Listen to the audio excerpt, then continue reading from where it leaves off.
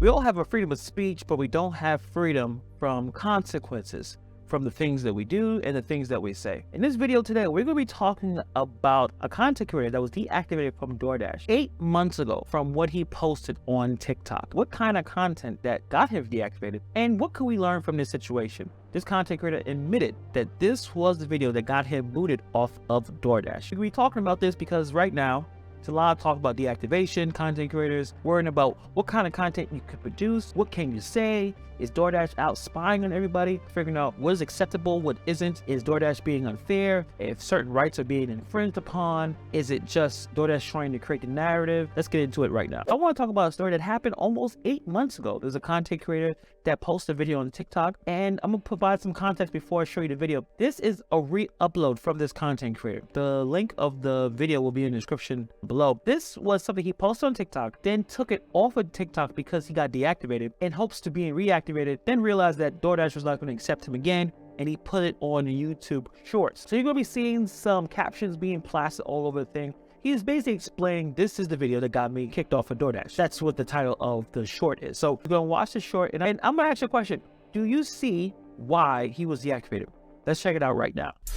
Literally has to be the laziest mother. Dude, you're right across from the food court. Food court. That's where he's at. According to the Doordash deactivation policy, one of the things that they are harping on is harassment. They don't want Doordash drivers to harass merchants, Doordash employees, and particularly, and probably most importantly, Doordash customers. So let's break down what I currently see is the reason why he was deactivated. So right off the bat, he is showing personal information to the customer. Now, you may say this customer is inside a mall. That's not really a good idea. I mean, the customer could be working there. They may not want everyone to know where they work or something like that, obviously. So posting personal information of the customer on the internet is probably not a great idea. Number 2, insulting the customer. Literally has to be the laziest mother.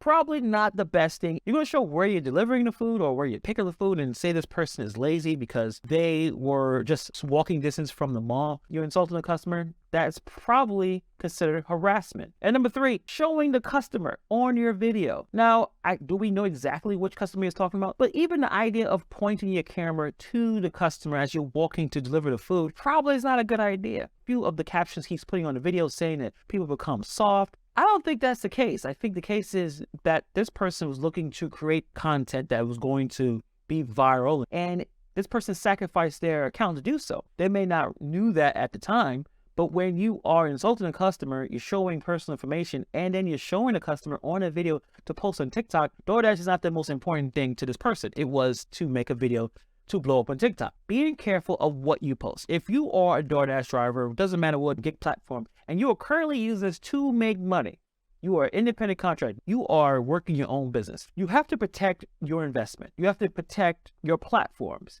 So when you decide to post something, whether you're posting on YouTube or TikTok, or you're doing a Facebook post or Reddit post, be careful of what you post. You should read the Doordash deactivation policy.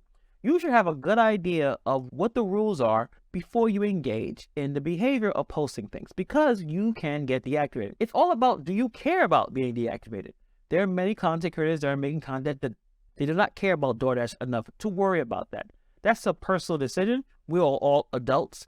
You decide what works for you.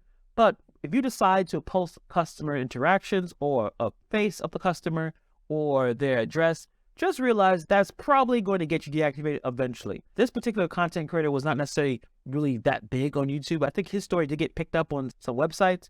But when you air out a customer, the chances of you being deactivated is higher than just even talking about it. If this guy just talked about what he did, didn't show a screenshot, didn't show the person, I don't think that person would be deactivated. But you doxed the customer and you actually showed what the person looked like.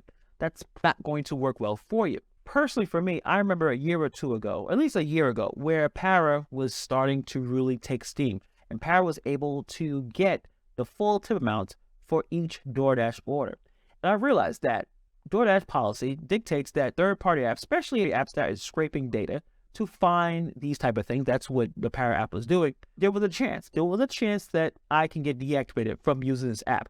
But not only did I use the app, I made videos about it. Many content creators did. Some content creators did not want to even mention the name of this app. It was like the boogeyman. Some people did not want to put it on their phones, and some people did not want to take that risk because they use Doordash to make money. Many of them had Doordash as their main source of income.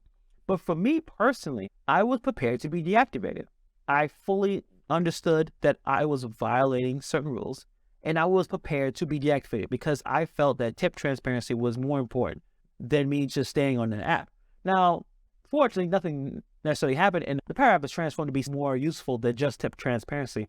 You should definitely check it out. They have things that will help you make more money. That's beyond just knowing what the tip is. But back then, that's what the biggest feature was, and I was prepared to be deactivated.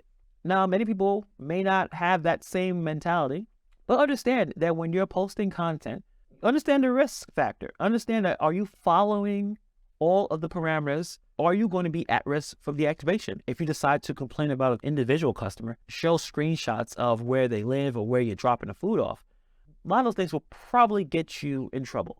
And you're an adult, you make the best decisions for you, but I'm just letting you know, this is probably what will happen if you decide to engage in this kind of content. So really, just be careful what you post online. It doesn't really matter if it's Doordash, anything. Just understand what the consequences are if you put this on the internet for everyone to see. So you should read the deactivation policy from whatever platform you decide to check on, because you did agree to it when you sign up for the app. Do you agree? Should this content creator should have been deactivated? Do you think it was total BS? Do you think the deactivation was the right idea? Put in the comments below. Thank you for taking the time to watch this video. I'll see you guys in the next video.